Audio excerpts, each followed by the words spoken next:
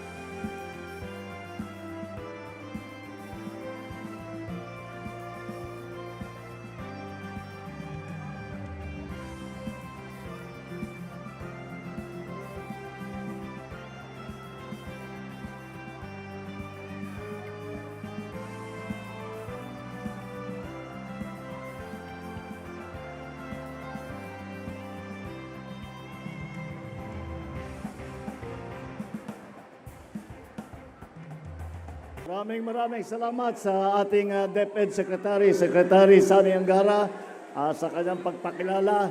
At good morning, boys and girls. Mabuti kayo, sabi ko, nung namimigay ako nitong tablet, sabi ko, anong grade kayo? Anong grade kayo? Anong grade kayo?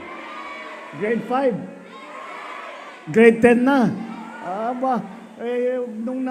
Nung nakatira pa kami dito sa San Juan, wala kami mga tablet. Bakit ngayon mabuti pa kayo? Pero napakahalaga niyan, very important. At dahil kailangan talaga na ang edukasyon natin ay pagandahin natin ang sektor ng edukasyon para sa ating mga kabataan.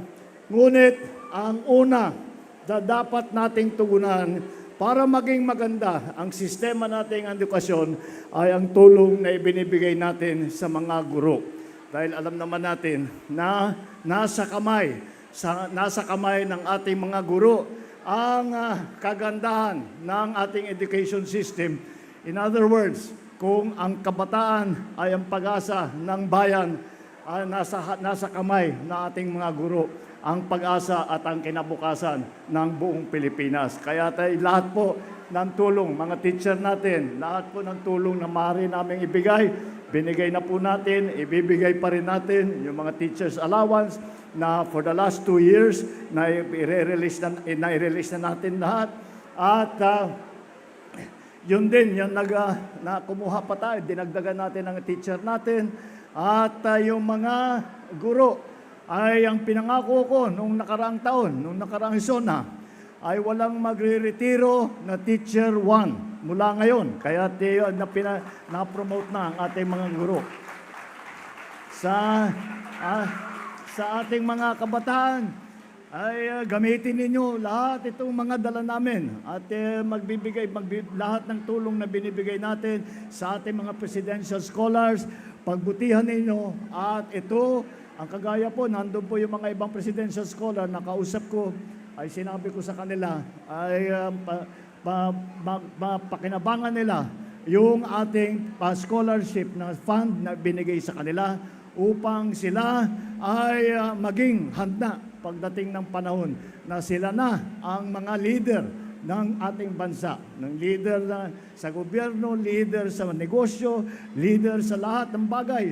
Sila na rin na magiging teacher, sila lahat ng bagay ay kailangan handa na ang ating kabataan. And that's why binibigyan natin, tinutugunan natin ng husto, binibigyan natin ng diin na pagandahin ang educational system. Ngunit, alam ko naman, dahil ito ang ginawa po natin dito ay nagtulungan ang national government at saka ang local government. At maraming magagawa ang local government at national government kapag nagsasama, magandang coordination ng national government at saka local government. Ngunit dito lang yata sa San Juan, nakita ko lahat ng public school na estudyante may rubber shoes. Yung iba may tablet, pero ngayon lang ako nakita may rubber shoes at saka yung hard hat. Kaya congratulations sa ating mga local officials sa kanilang magandang trabaho at sa kanilang pagtugon sa education, pagtugon sa ating mga estudyante, sa ating mga guro upang pagandahin ang ating educational system para tayo lahat ay handa para sa kinabukasan, na magandang kinabukasan para sa ating minamahal na Pilipinas. Kaya boys and girls, enjoy your new toys, pero hindi lang laruan yan. Makalaking maitutulong yan para sa inyong pag-aaral. Kaya yung isang bata, tinatanong kung wala pa yung, hindi pa niya, hinahanap niya yung password. Bibigay sa inyo yung password, huwag kayong mag-alala. Kung hindi pa kayo nakapaglagay ng password, tuturuan kayo kung paano mamili kayo. Isipin na ninyo kung ano ilalagay ninyong password. Yung madali ninyong maalala. Huwag mong para hindi niyo makalimutan. Pero huwag niyo ipapakita doon sa iba kasi bubuksan nila kung ano-ano ilalagay doon sa tablet ninyo. Alam na niyo yun. mas kabisado ninyo yan kaysa sa amin. Sanay na sanay kayo dyan. Kaya gamitin ninyo na mabuti. At mag-aral kayong mabuti para maganda ang kinabukasan ninyo, para maganda ang kinabukasan ng mga pamilya ninyo, para maganda ang kinabukasan ng ating bansa. Nasa kamay po ninyong lahat. Boys and girls, thank you very much and study hard. Be good. Follow your teacher and be happy. Thank you.